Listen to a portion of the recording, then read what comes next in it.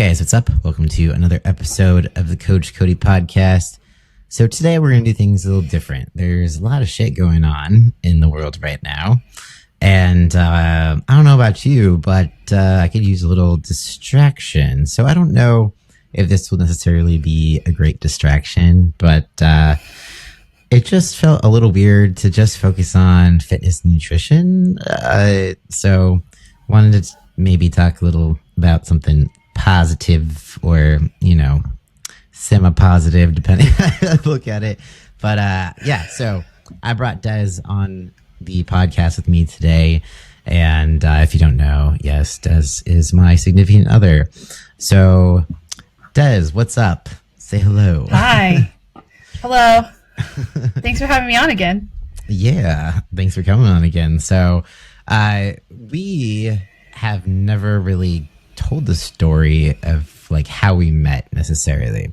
So I figured, hey, maybe this is a good time for a little feel good story. It's not a Hallmark Channel story, but it's just like, hey, it's a little bit more positive perhaps than what you're going to read on the news today. So yeah. I feel like it's like an alternative Hallmark story. It's the Hallmark story that Hallmark would never air because it's a little too gay. Trump wouldn't allow it. No. So if you're sensitive to the LGB plus the T, then maybe this isn't the podcast for you, but I don't know why you'd be listening to my podcast anyways. So, yeah. Let's just, Des, want to ease into it. How you doing? How's life? Oh man, I've been better. To be completely honest, I have a smile on my face, but it's only because I'm looking at you.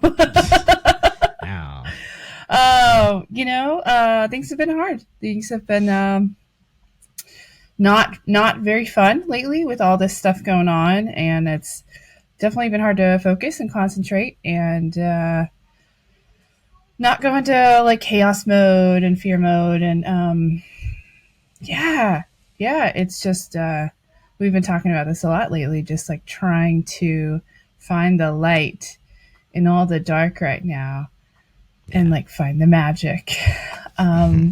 It's a struggle. Yeah. It's funny because everyone said, so many people said, oh, just don't pay attention to it. Just don't nothing's going to happen, or, oh, he's going to focus on this and not this and nothing, and like, here we are, our family's being attacked. So, no, it's not the best of days. It's not the best of months or years really, but, I'm hanging in there, How about you? Yeah, I think there's definitely, it's hard because there's a lot, even though there's nothing that's like changed our day-to-day life as of yet right now, but, it just started. So, a lot has happened within the past few weeks, and basically it's just hard to know, like, are things going to escalate? What is the future gonna hold? And we were talking about how it feels a lot like COVID when like it first hit and the lockdowns first came down. And I know my brain, I was constantly searching for answers and for some sort of certainty and just being like wanting to know what life might look like, even if it was like a month out or whatever. And it just doesn't exist. Exactly. But your brain doesn't want to stop looking. And so it's very distracting. It just makes it hard to basically function. And it's also hard because amongst your own anxieties and fears and stuff, you also hear like the conservative side of things as being like, you fucking snowflakes. Like, why are you so scared? Like, there's nothing happening. You're going to be fine. That sort of thing. But it just doesn't feel that way, especially, as a trans person. Do I think that they're like telling me I don't exist? No, obviously I exist. It's just the fact that they're making life a whole lot harder, and life is hard enough as it is. And to Absolutely. put these certain barriers in place. Of, I don't know if no one's updated with the news, but essentially they're not issuing transports. That's what I call them now. That's amazing. I have my transport.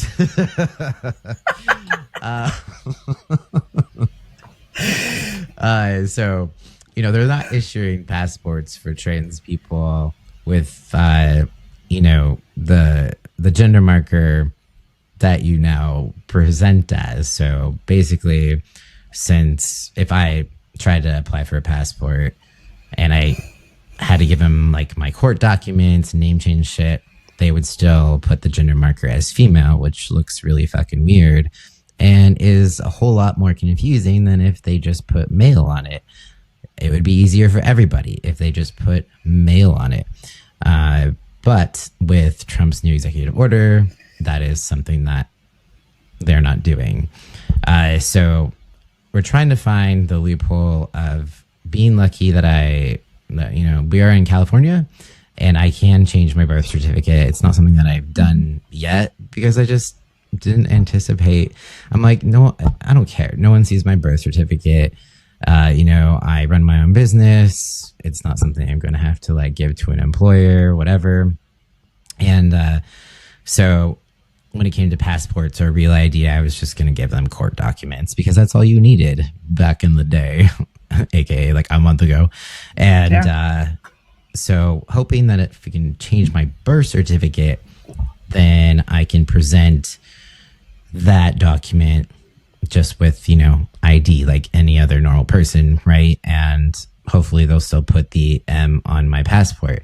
But it's hard to know because I've seen some people who say, like, if you've ever had a passport with the other gender marker, that's what I'm afraid of. Then they'll just have to put, female on it regardless. Right. So that fucking sucks because it doesn't make sense. It's just not, logical, for lack of better words. So it makes and why passports? If they don't want you here, why won't they just fucking let you go? Right. It's ridiculous. That's the thing you're going after? Right. Sorry. Because that changes everything, right? But so it makes it harder to travel as a trans person because you're constantly being outed. So obviously going to countries that are not so trans friendly, you're not going to want to because who knows, right?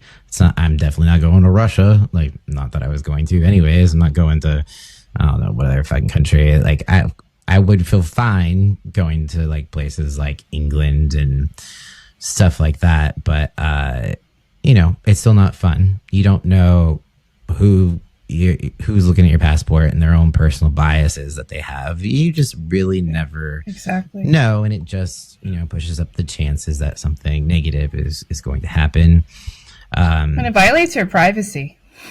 Honestly, it does. I mean, if you want to see being trans as a medical issue, it's like having to carry around a card that you have, some, medical condition you wouldn't want anyone knowing about. It just, it feels violating, makes you feel a little bit more vulnerable.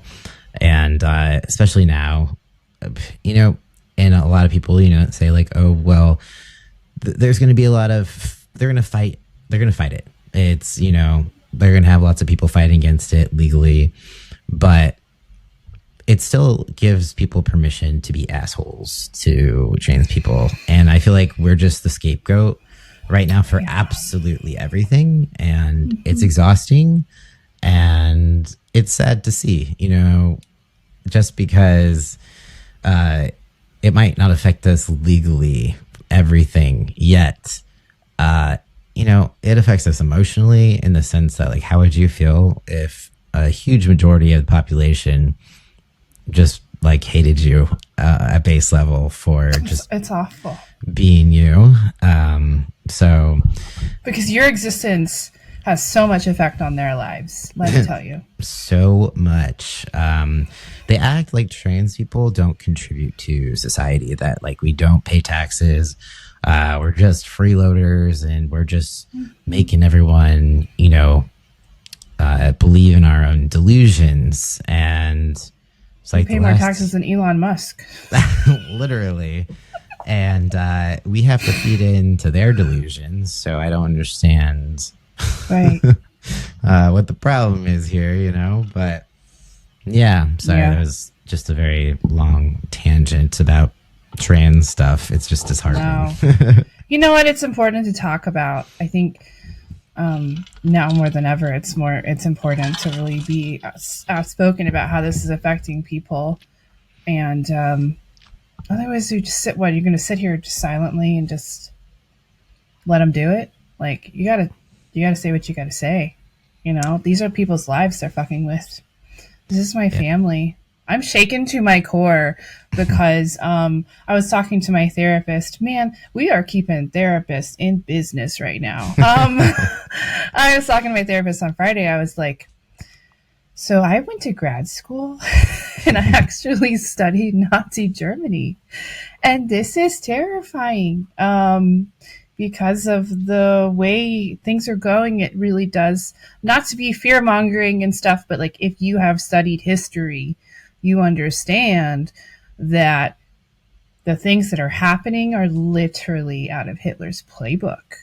So you're like, well, that's cool. How far is this going to go? And that's where we're kind of stuck at, like, you know, trying not to maybe let our imaginations get the best of us and hoping, okay, we have more rights. And but it's like, apparently he can just take rights away. So it's hard, you know, to know all the things and know what has happened in history and then see things occurring that are literally parallel.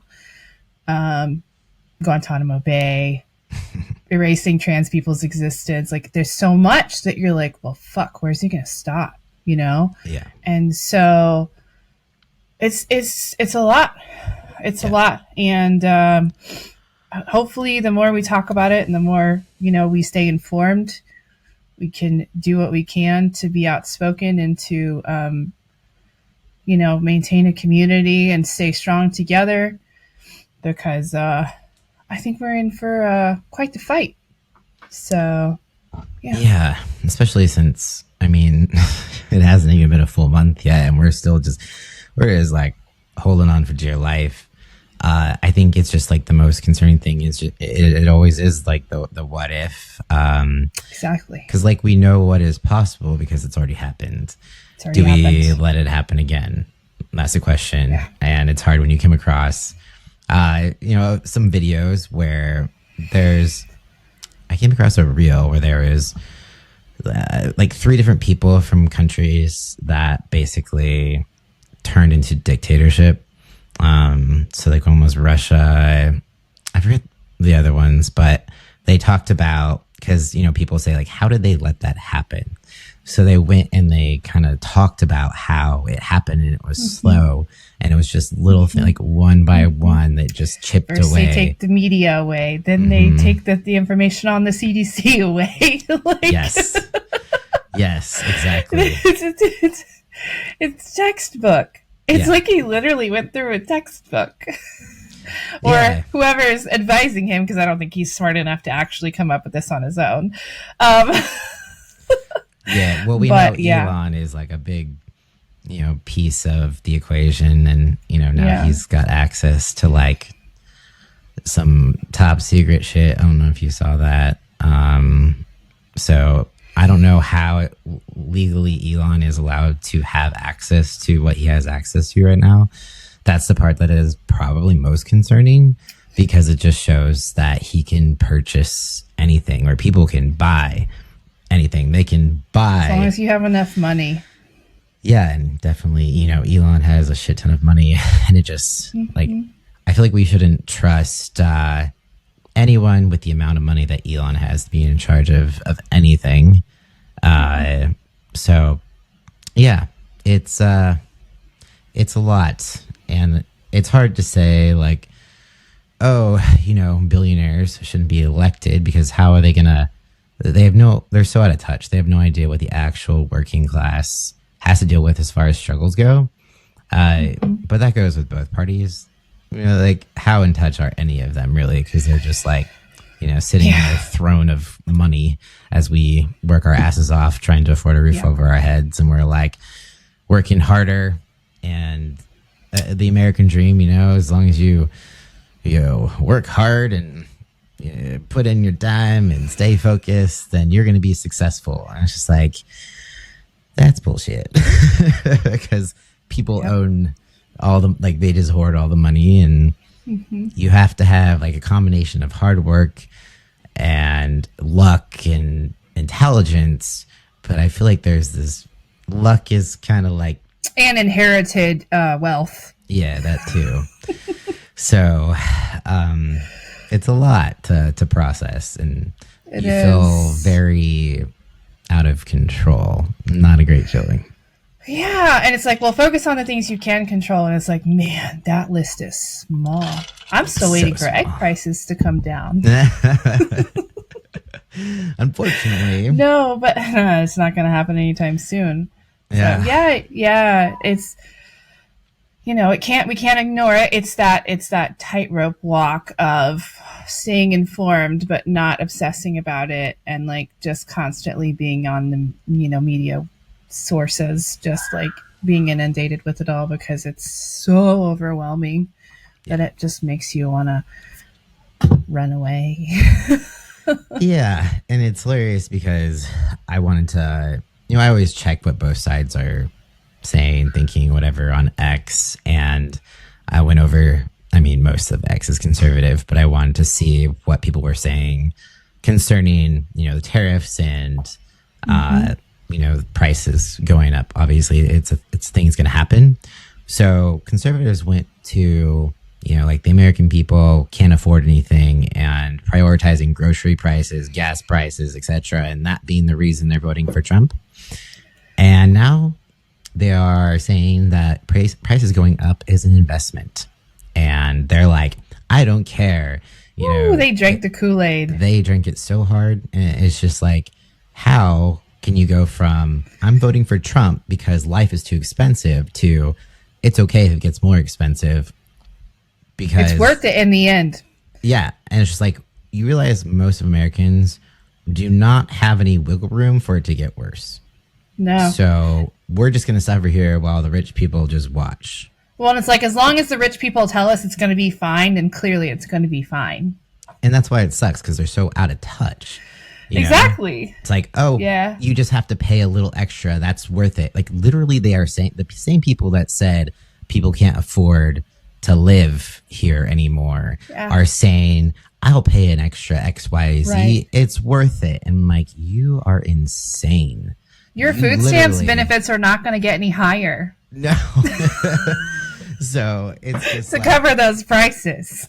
You cannot complain and blame everything on Biden, and then when Trump raises prices, be like, it's a good thing, guys. Don't worry. I'm like, yeah, I feel insane. What the fuck? Yeah. Whiplash, you know? All the while, like, being like, we're going to make America healthy again, but we're going to make actual food probably a lot more expensive, so you can't afford to buy it. So get ready to live on ramen, you know? Like, right. Like, how is this going to work? It's also counterintuitive. Yeah. Anyways, yeah. Yeah, I saw, you know, somewhere where basically the plan is to crash the economy in order to make it healthy again and start fresh or whatever. It's a great idea. It's like, okay, but what... do you know what's going to happen if you crash the economy? You know, we're going into depression. Like, that has consequences in itself. How do you just, like, it doesn't for the rich people. It's that, like, that's why they're so out of touch. Yep. They don't understand that. Because it doesn't affect them. Yeah. Yeah. It's like, oh, the struggle will be worth it. I know the American people will be fine with it. And like, did you talk to us? Like, what the fuck? It's not okay. No. So, yeah.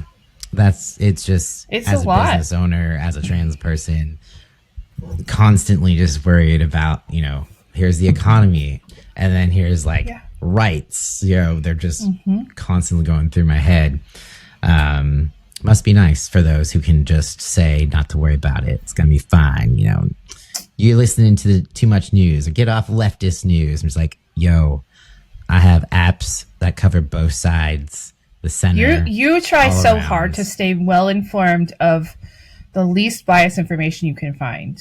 Yes. You've always done that. You've never been one to just look at one side or the other. Yeah. And everybody just assumes that like our community is just like all just like in a little silo, but like, no, we're trying to stay informed and to learn about what's happening and to not just believe, because both sides are fucking liars, to be completely honest. And so it's like, the left is not our saviors any more than the right is our persecutors. I think they all persecute us, to be completely honest. Yeah. Because they just want to do whatever they need to do to hold power. Mm-hmm. And the trans community has never been their priority. No. And so, sorry, but it doesn't matter, you know? Anyways, sorry. I didn't mean to go on a tangent there. I get so mad. I know. It's basically like when you are somewhat like, if you're a trans person, you are basically forced to vote for the people that are less likely to take your rights away or just not care that you exist and stuff like that. Right. But we know, damn well that there's problems on both sides. It just is right now on the right side. Because they're the ones that are in power.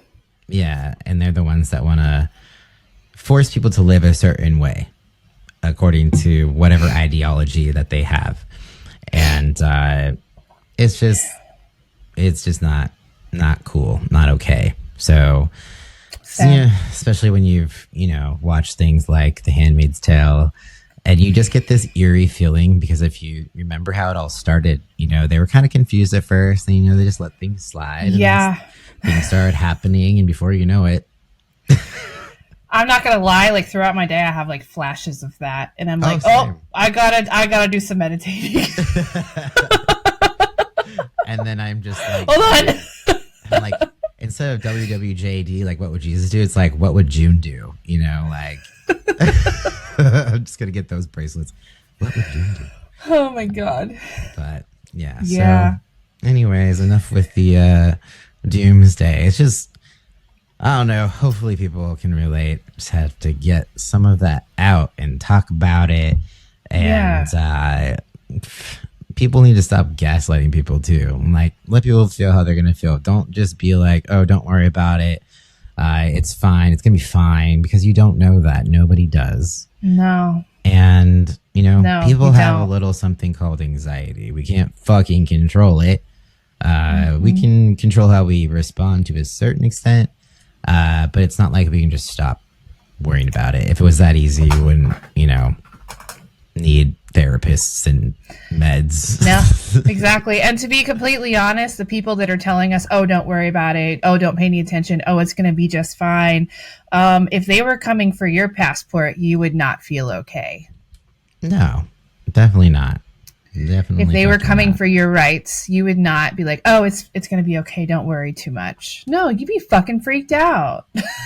Or if they were blaming like all the world's problems on you. How would you feel about that? Jesus Christ. Exactly. Anyways, yeah. They even tried to blame the helicopter plane collision on a trans woman, because they thought it was a trans woman who was flying the helicopter. And they, the right is super fucking unhinged and started going after the person specifically they thought it was. So she had to put out a video to be like, it's not me. I'm alive and well. This should be sufficient for you to basically shut the fuck up. And so, of course, the damage had already been done. So I can't imagine being that person, having, people blame her for the deaths of like 67 people. That would be horrifying.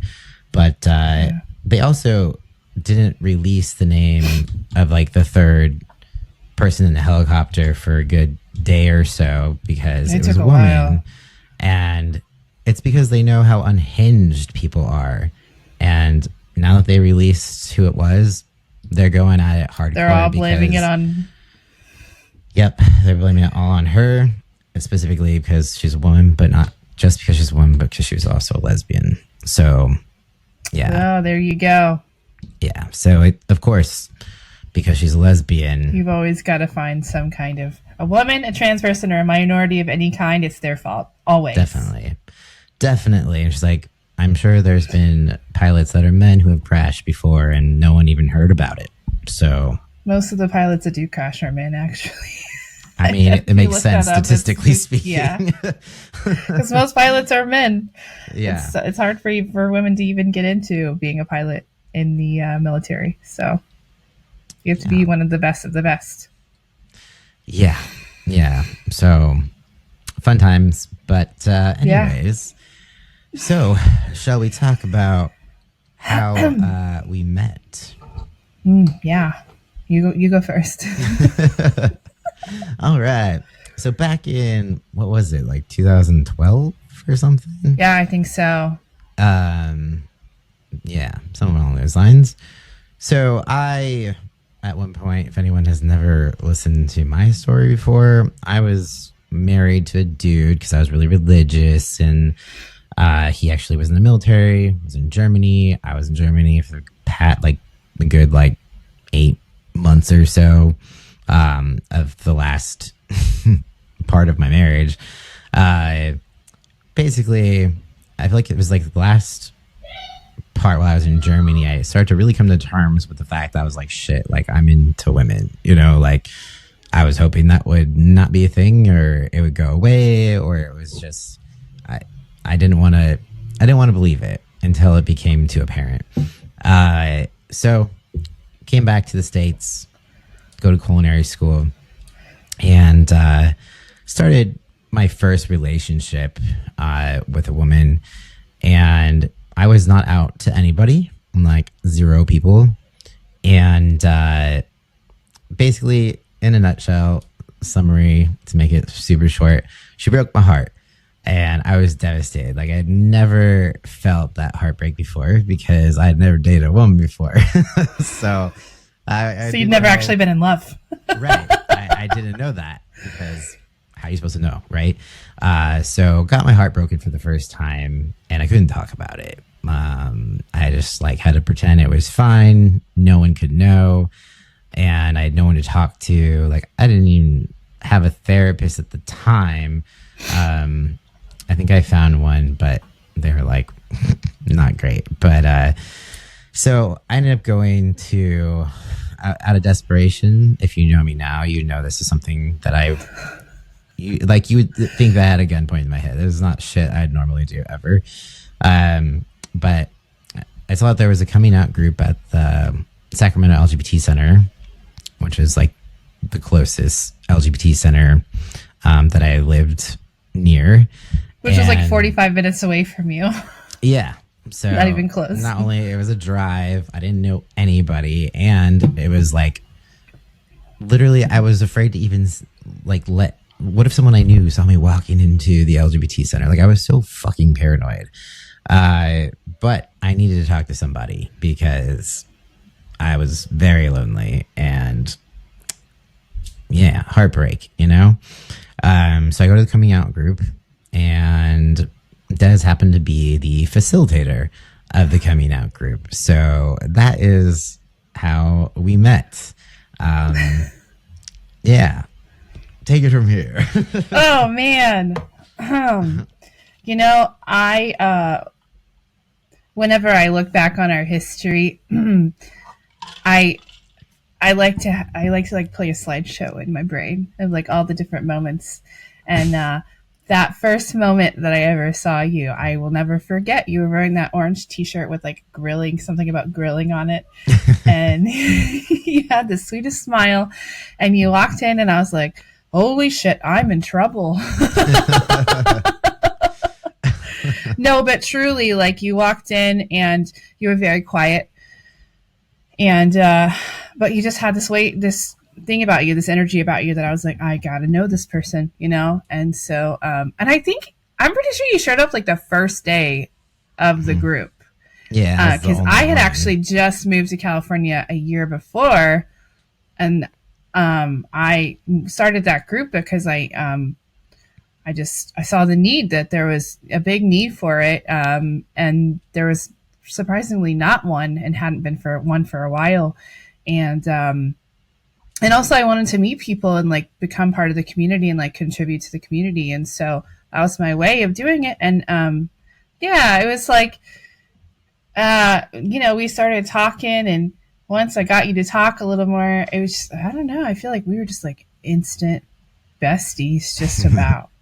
Like, I don't remember like after that, like we were like inseparable. Yeah, well, it's almost just like you knew my deepest, darkest secret from day one, because that was always my deepest, darkest secret, was being attracted to women. So, like, it felt like the most vulnerable I could get just walking in there. And it's funny, I remember at first it was like you and two other people, I think, were supposed to help you facilitate it. And there wasn't that many people there. And along with not many people being there or no one showing up, that was the last time everyone else showed up, and they just like left you to facilitate it by yourself. So I remember, I think the second time I showed up, and again, it was just you. So we just had like a one-on-one conversation, so I think that's why. Yeah, I think that's why we kind of got to know each other so quickly, because it was in this setting where like that's what you do. We didn't have to have this small talk, because it wasn't. We just randomly bumped into each other, and it started, like, our friendship started on a deep level, which is probably the reason we stayed friends, because I can't fucking do small talk. Like, I hate that initial get to know each other kind of thing. So, I think it just worked out that way. So from there, I think we arranged to like go to Pride together. So we exchanged numbers, and I think we just like would text about Pride and then other things. And then we found out that I was actually going to culinary school right next to where you worked.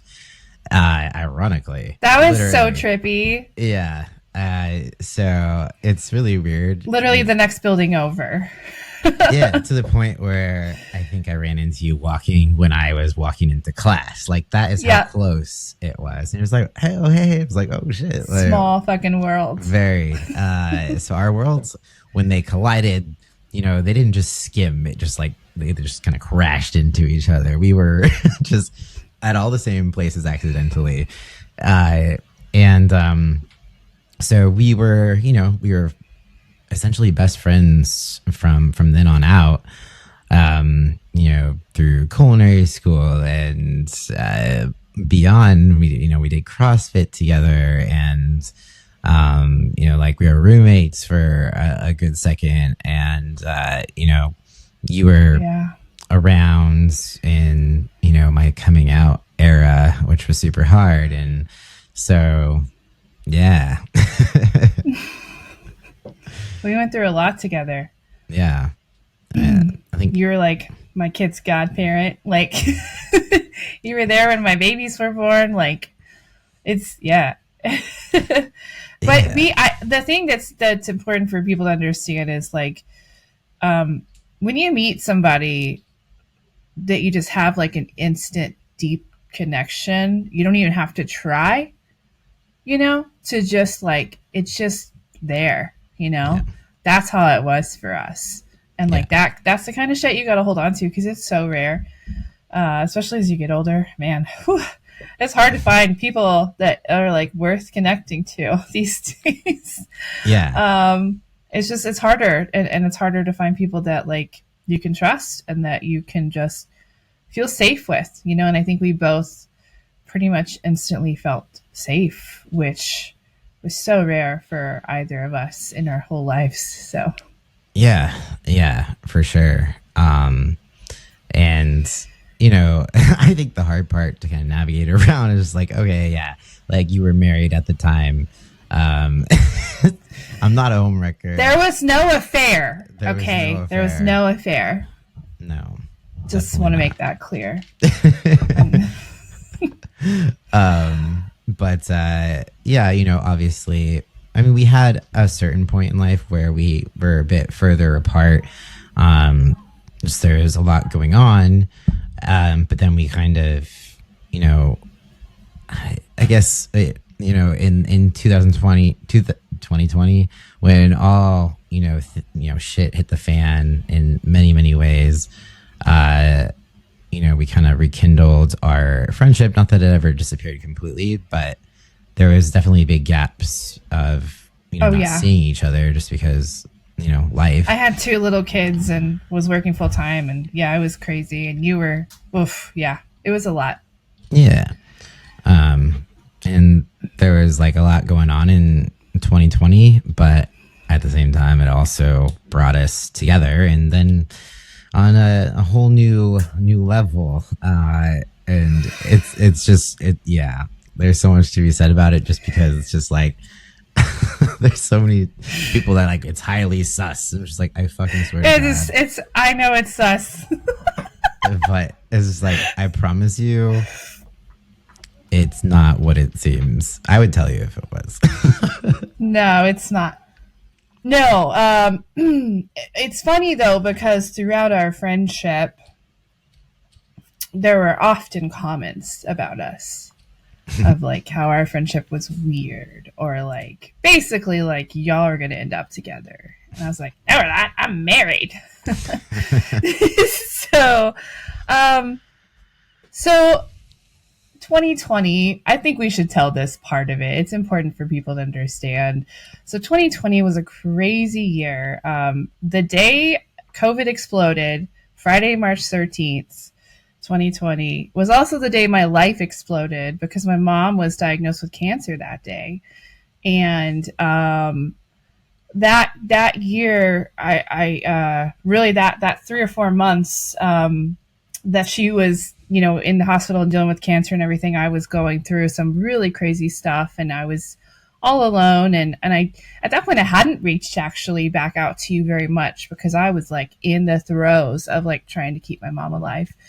And I was hiding in my misery, because I was miserable. I was so miserable in my life, and I was eating my emotions and just disassociating, basically. And so that was a really hard time, and I got through it. But then I lost my mom in July of that year. And actually what brought us back into each other's lives was when you came to my mom's funeral, and I saw you for the first time in like months.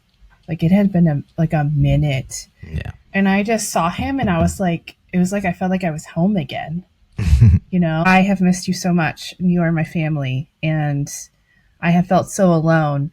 And watching you and Jenny drive off, I wanted to be driving off with you guys. I'm not going to lie, because I wanted to feel like I was with family that got me. And so I texted you, and well, basically somebody actually came to the funeral that had COVID. So we ended up in like a 2-week quarantine, but I was like, when this quarantine's over, I need to see you. Like we need to see each other. And so we did. And then, things kind of, took a turn when we saw each other again. And, we did not immediately jump into a relationship. I was actually going through a divorce and stuff, so it took a minute. But I was just like, I don't know. I don't know. It's kind of amazing. It is kind of like a fairy tale, and it's like, is this real? Like, not many people get to fall in love with their best friend, and so it's like, it's pretty fucking cool. Yeah. And it's funny, I remember, because, we both had, shit going on, obviously. But I definitely missed you a lot through the times where we kind of weren't as close just because of life stuff. And it's funny, you get to a point sometimes where you try to pretend like, oh, I don't need that person. It's fine. And then, when you asked, you like messaged me and asked if we could do dinner, or if, I could, because we used to do dinners, decently frequently. I'd cook something, and, it'd be Jenny and whoever else at the time that was in our friend rotation. And so when you asked, I was just like kind of surprised, but also like really excited about it. So I was just like, fuck yeah, we'll make it happen, of course. And I feel like that day was just such a, it was like a placeholder. Like, yeah, I'll never forget that. You know, we were up in the loft and, it was Jenny, Joey, Calvin, you know, like the people that were usually like the dinner people. So it was the dinner almost crew, like a reunion of it sorts. was, And it felt surreal. And that's kind of where it started to kind of turn back into how it used to be. Like we, you know, started hanging out a lot more. I, you know, no longer felt this like, I was like, oh, you know, like, I mean, I was cautious. I was a little afraid. I was just like, what if, you know, I, you know, lose her as a friend and this is temporary, because I've just had that experience so many times with friends where they're like there and then they're not, and you don't know how long they're going to be there. And, but, hey, it wasn't temporary, but, you know, it's, like I always have I have my own issues. So there was always this, you know, we had this idea, I think, that we kind of wanted to see what would happen, or like, it was like this cautious, should we do this? What if we ruin our friendship? Like, what's gonna, and I'm like, basically, I know I have this history of not letting people get too close to me, or being afraid that people wouldn't like me. And I'm like, well, she does know me, but does she know me? Because relationship versus friendship it's still different. So it's like we had this kind of, you know, we had to sort out our own things, and I had to like get used to being around you and trusting that you were not judging me for like who I was. And we kind of finally sorted it out. So it's like now we've been together for like 3 years. Yeah, but almost. Yeah, so, almost 3 years. Yeah, so that is our origin story. Just a whole lot of like, coincidences wrapped up. Truly. Yeah. Truly. But you know, it's like in all the, I don't know, in all the 10, 12, 13 almost years that we've known each other, like not much has made sense, but our friendship has. Yeah. You know, like it's like you don't have to try very hard to make it fit. It just does, you know? Yeah. And that's kind of the magic that that I'm focusing on right now with all of the craziness around us, is like, well, I have the love of my life that I'm building a life with. And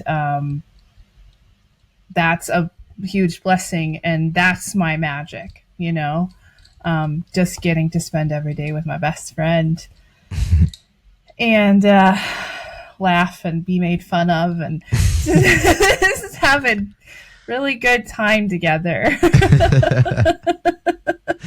Yeah, I think that's the part, you know, with everything going on, we're always able to, at least like when we're together, create this bubble where it's like nothing else exists. So I feel like that's, you know, at least one area that feels like this like vault, right? Where, you know, nothing else can really get in or get to us. Yeah, of course, it's got limits. Of course, life is hard sometimes. Last 2 weeks have gotten pretty close to popping our bubble. Oh yeah. So it's just like, but at least we can still have moments of relief where, you know, we just forget about things or just like laugh at the most random shit. And that's the best part, where you just you just let everything go and just be in the moment. So I feel like it's like most of the times when we're not together, I am god awful at being in the moment, to be real. So at least when we're together, it's a little easier. But yeah, it's not interesting. It's like your person grounds you, you know. Yeah. I definitely feel the same way, and I don't know if that's, I mean, sometimes I'm like, damn, I need to find other ways to feel okay. Because I do absolutely have a hard time with getting in my head and spiraling in anxiety. But then when I'm with you, it's just like, okay, I'm safe. Everything's going to be fine. We're going to laugh tonight. It's going to be good. Yeah. No, nothing wrong with that. Yeah, I'm trying to think if there's like any other, because I feel like people always ask these questions and then we've just been like, we'll tell you at some point. We never answer. Yeah. You know? Yeah. But I think it's because it's been such a long, like there's so much in between from when we first met through being, you know, like our friendship, we never, it's funny because we've never had moments of like, we're fighting and we're not talking, we're not friends. It's like literally just life happened. So we've always at least kept in touch to that, you know, some extent. And then it just like completely evolved, you know, into something else. I blew into your life and blew it up. In the best ways. I was like, here I am. You're done being lonely. No, it's funny because it's just like, yeah, I think it took a second to kind of transition from friendship to like relationship for me, because since you were married, I always just saw you like not option, off limits. So it took a second for my brain to be like, you know, why not? You know, like what? Why not? And I was just like, but that's how, like, we're best friends. Like you can't do that. But then it's just like, well, what if she wasn't married when you met? Like, you know, so, yeah, but we got there. If I wasn't married when we met, we would have been married for about 10 years now, probably. Oh, yeah. No, but yeah, I mean, it took, I think I definitely, our entire friendship, never once did I ever think that you would ever, I've told you this, like that you would like somebody like me, like that I would be good enough for somebody like you. So, to my surprise, that was not the case. And that was cool. So I was like, damn, maybe I'm better than I thought I was. Well, obviously, like you're over there thinking that, and I'm thinking, oh, if she finds out, you know, what I'm like on the day to day and the weird shit I do because I have this rigid fucking routine, which we now know I have OCD. She's still here, by the way. Basically, I was trying to hide my OCD from her without knowing I had OCD. So that's what was happening. And that's always been a But I like slowly broke down your wall. Yeah. Slowly. And I figured it out. And then I was shocked when you figured out all the weird shit I do and you were still like, I don't care. And I'm like, what? Are you sure? Are you just telling me that? And you're just wondering what the fuck is wrong with me and why I'm so weird? So it's like, you're worried. No. You would never like someone like me. And I'm like, she does not know. That was a big fear, right? If she truly knew who I was, she wouldn't want to be with me. Yeah. Yeah. So we both had our insecurities that we had to get past for sure. Mm-hmm. But here we are. Yeah.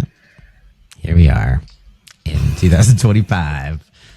Building a life together. Yeah. We have some cool things coming up. Yes, this is true.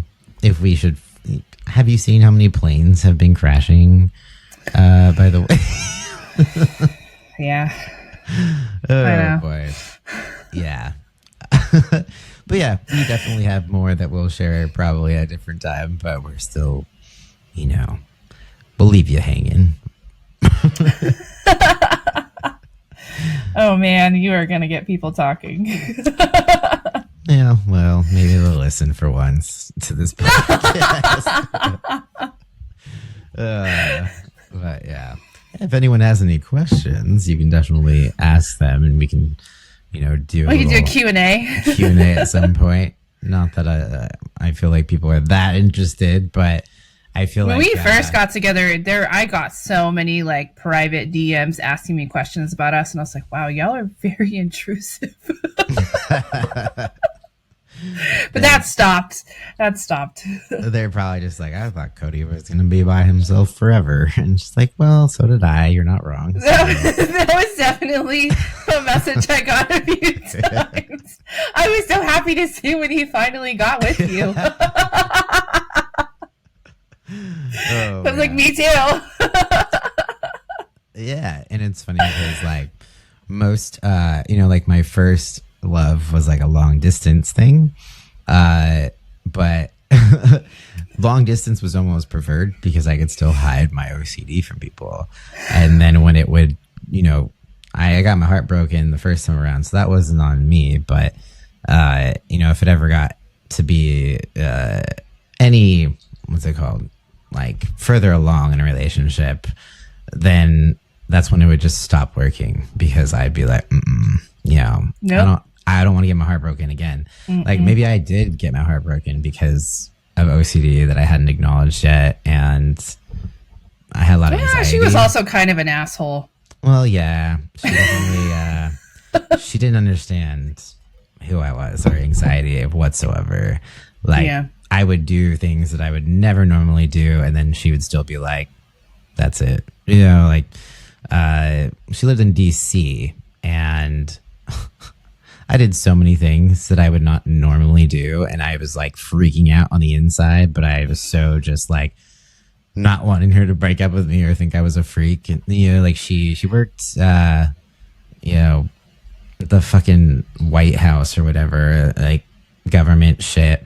And she told me to meet her at her work for lunch, but that meant taking the metro into DC by myself. I'm from fucking small fucking hick town in California that does not have public transportation at all.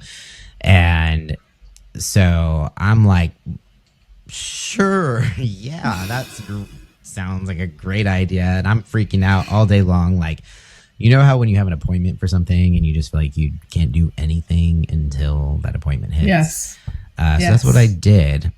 And got on that fucking metro, somehow found my way to where I was supposed to go, and, explored a little bit on my own, but still, not too far to where I still knew how to get back to the metro station I needed to go to. And after, I was pretty proud of myself. I did a little tour of DC on my own by myself. Went back, and she literally told me that she was kind of disappointed that I didn't do more on my own. Like she was like, why didn't you go explore more? And I'm just kind of like, in my head, I'm just like, you have no idea. Like that was so hard. I was just like, my heart was pounding the whole time. And so obviously it just wasn't gonna work. But I was young at the time. She was in her 30s, so it was a mismatch on many levels, and the fact that she had her shit together more than I did. Obviously, I was in culinary school. I was never gonna make a good living, even if I was out of culinary school. And I think ultimately, I just wasn't what she was looking for. She probably wanted to be with an adult, not a, person who has lived in a fucking bubble their whole life and, was letting life kick them in the ass. So, yeah. You just had some growing up to do. Yeah, for sure. And I didn't know it at the time. she had said some things about how I think I was like, I had just turned 25, I think, when I went to DC, and she was in her 30s, and she did say like, it is actually a big difference, being 25 versus being in your 30s. Shit. And I was like, it's not that much time. She's like, it makes a big difference. And now it's different I understand. being 36 from being 30. Oh, yeah. Sure fucking is. Like 30 yeah, it like is. a lifetime ago. But I feel it like 33 was when it shifted from being more of an adult. I don't know why. It just was, but yeah. So because you start feeling the joints hurting and and the anxiety and the weight of the world on your shoulders. Yeah, that's when the magic starts to like magic. Oh yeah, it's when you realize that everything's fucking fake and oh, you're like, okay, boy. Now it's like Santa Claus isn't real, and like, I'm coming out of religion and all that shit I have to unlearn. Now I'm realizing that like, oh, so the American dream is also not real. So if you just work harder, it's not going to just magically bring you out. Yeah, it doesn't just make things work. So that's fun. It's like you do all the things you think you're supposed to do to get where you're supposed to be. The things you were told to do growing up. Yeah. And then you're like, none of that worked. What the fuck? Who was lying to me my whole fucking life? How many more things are lies, So all the layers. It's depressing.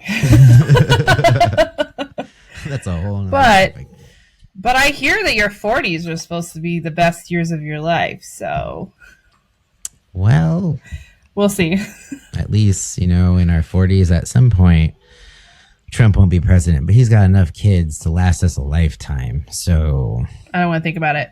Me either. There's not enough Ativan in the world to think about that. Definitely not. Definitely not. I mean, by the time... that comes around, who knows? Ativan might not be available anymore because, the whole RFK thing, and we'll see. I might be in a mental institution. You can pry my Prozac out of my cold, dead hands. We'll find something else to. That's right. To help calm ourselves. Until then, we have each other.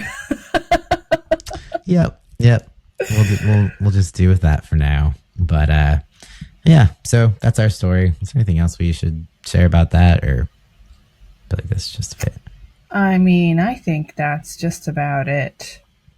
I'll write a book one day, but yeah, I feel like there's just a lot of vulnerable moments. I feel like tied in that it's really hard to just like share to the public because it's a lot. It is. It's like you feel like there's still this, you want to protect, some of the things. And I think the whole, sus situation kind of makes it hard to really like explain things, if that makes sense. It does. Yeah. It does. But it wasn't sus. It just looks sus. Right.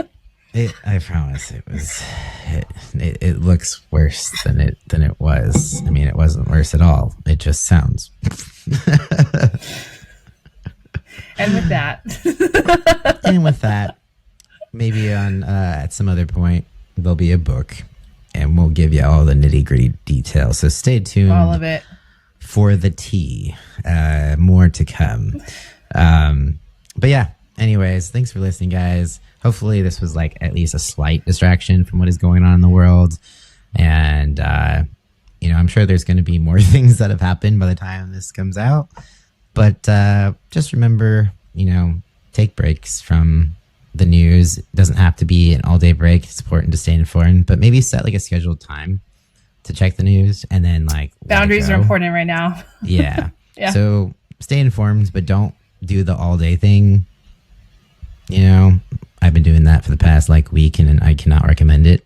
I had to turn off my New York Times notifications. I was like, I can't do this anymore. Oh yeah, that one's the worst. Because my phone was fucking going off all day. Trump did this, Trump did, and I was like, I am going to end up in the hospital. Yeah, so turn off those types of notifications. Go for a short walk, move your body, get some of the anxious energy out. Ground yourself. Do some grounding exercises. Yeah. Laugh with your loved ones. Hold on to them. Yeah. And enjoy them as much as you can. Smoke some weed if you need to. And if that doesn't work, smoke some weed together. Yes. Do whatever you need to do. It's almost like back in COVID times where it's almost gave people permission to emotionally eat. Don't do that. But outside that's a whole other episode. Don't be more destructive on your life. But if you need to take a little gummy here and there to lighten the mood, laugh, watch some comedies with your significant other or whatever, just to get a moment where you're present and need a break. You shouldn't numb yourself all the time, but sometimes not feeling all the things all the time can be helpful for a little break. Agreed. No. All right. Any last words? No, I'm good. Thanks for having me on. Thanks for coming on. All right, guys. Peace out. Talk to you next time. Bye.